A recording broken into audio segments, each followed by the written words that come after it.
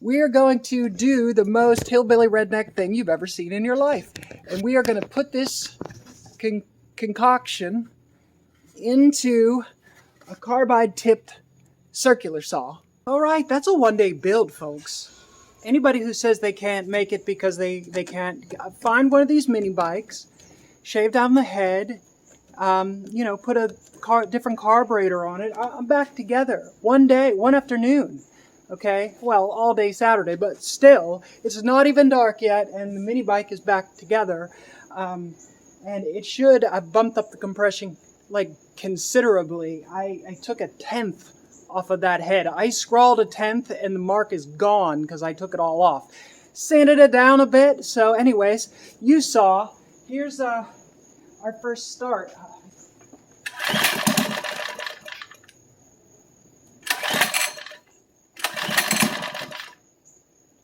It's going.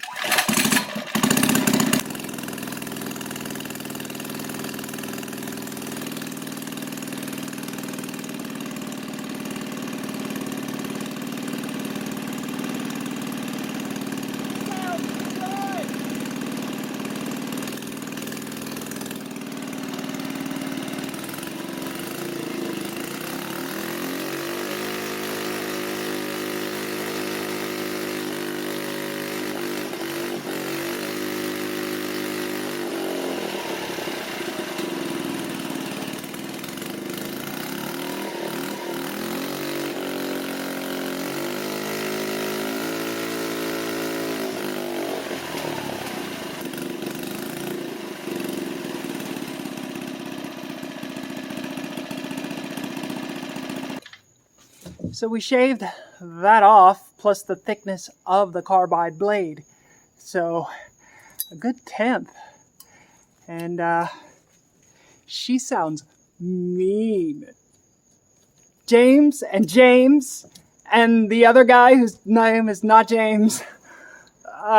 You better bring your A game. I'll see you next time. Thanks for watching. Okay, we're moving fast, but basically I just got a couple of scrap pieces of wood, okay, and I lined them up. These are just not even square, but I set them in the saw and chopped them square to the saw, so when you put that in the saw, it's square.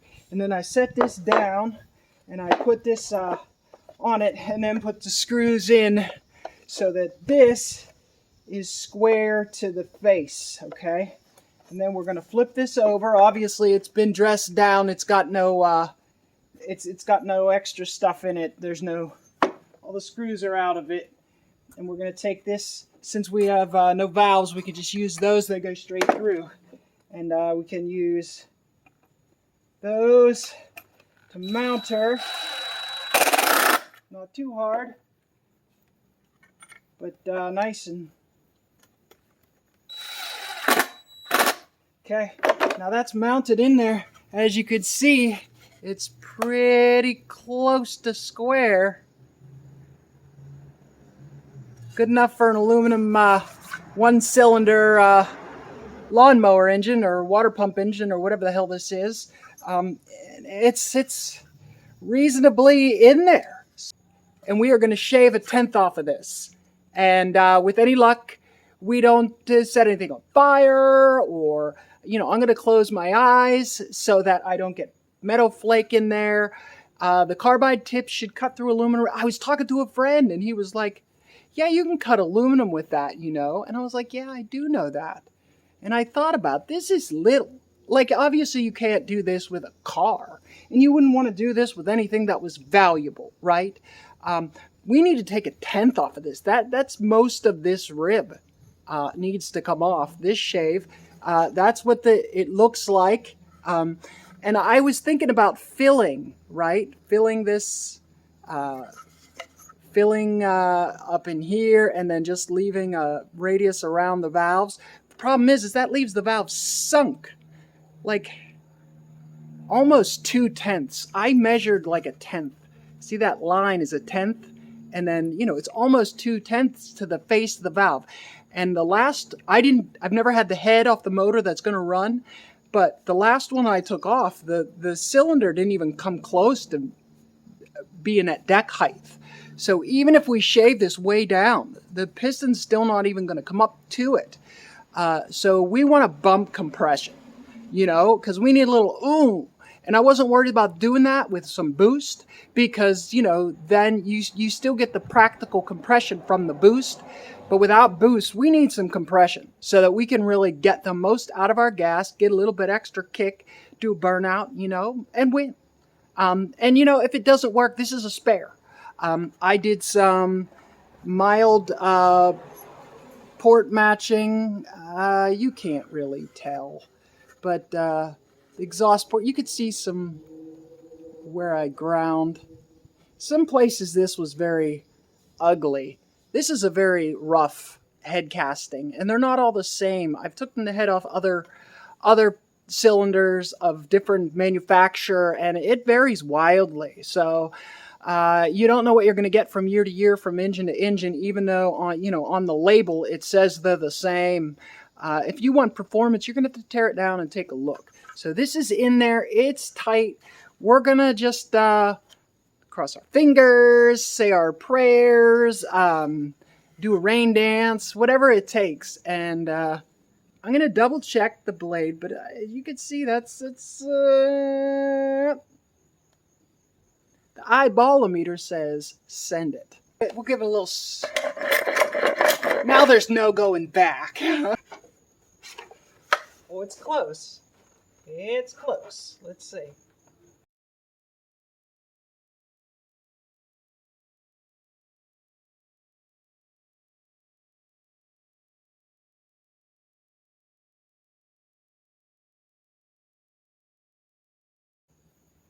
Okay, we're real close. We didn't quite get there because whoa, hot. We're hitting up here on the. That's the center, and it's hot. But look at this difference in the. Check that out. You honestly, I can hardly believe that we did that well with it. Not sure how we're gonna get the rest here, but we'll get it. Check it out, head gasket. It's a pretty accurate description of how much we took off. A little bit of interference with an exhaust stud right there. We're gonna have to figure that one out. I think we can make that. We'll make it work. This thing got hot. Like burn your hands hot. That stud's gonna need to come out because it's no big deal. All right, back out of the bike. That's emptying time. All right, wrenches and things. We're gonna take the factory head off of here, and we're gonna put our low CEC special shaved head on here. Let's see how that goes. Here's our valve cover.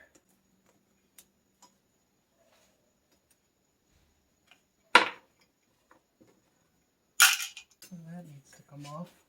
Take manifold, loosen her up while she's mounted. That's an 8mm.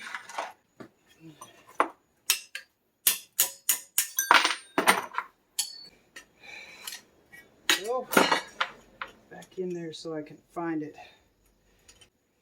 Detorquing action activated. Oh, they're nice tight. Good.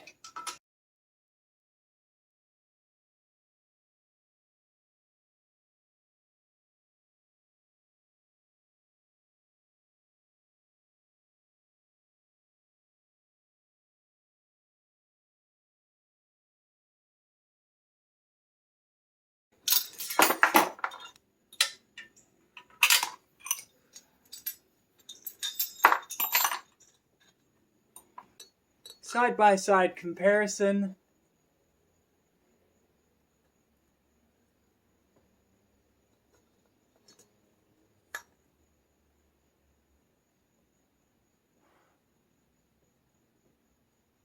Let's get a look at this block nice and close. I'll bring it in. It's real close. Really, really close. 0 deck. That's great. I was running real rich. But luckily it's coming right off. Alright, now here's our head gasket. And as you can see, she comes right up to the edge of where that is. So that gives us about maybe 5/16 worth of ring right there for sealing. And on the block, it's exactly the size right there. So we should have clamping force down where that exhaust manifold comes out over here. So most of that, we've only got 1/2 inch there anyway. So I think most of that is, I just think I think we've got what we need. I don't think we need to mess with that, filling that. I thought we might have to, but I think that this hole here is going to be a non-issue. I don't think it needs filled because I don't think if compression gets that far, I think the gasket's already blown. Important notice, I put the valves in. Boy, these springs are soft, but that was easy. And I've got good, wow, that's going to be nice and tight, but measuring at near zero deck height, threading this spark plug in, I don't know if you could see it peeking out right there. Just peeking out there. That spark plug is gonna, well, it's not gonna maintain the proper gapping, we'll say, at least. We can either put extra washers in there or select a different grade of plug. But we have to be very conscious and critical of this measurement because of such low deck height.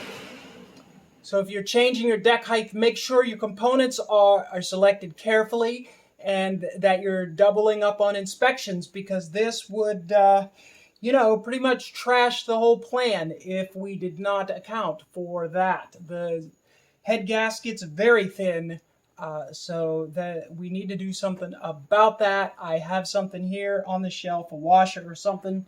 But you got to know what you got to know. Don't let some fool be in there playing with your spark plug, or else they'll wreck the whole...